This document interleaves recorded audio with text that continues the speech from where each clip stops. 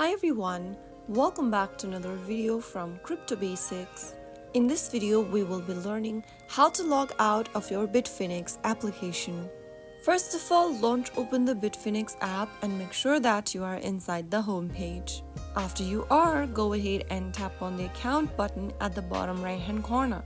From the account interface, tap on Logout at the very bottom.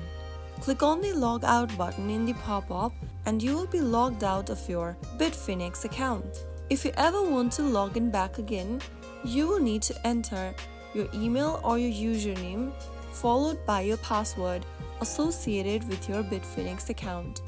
So that's how you easily log out or sign out of Bitfinex application. Just remember that you must have your credentials in order to get back to your account again.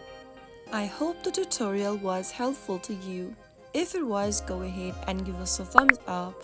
Don't forget to subscribe to the channel by hitting the subscribe button. Press on the bell icon so that you'll never miss another upcoming upload from us. I will be back again in the next episode. Thank you for watching.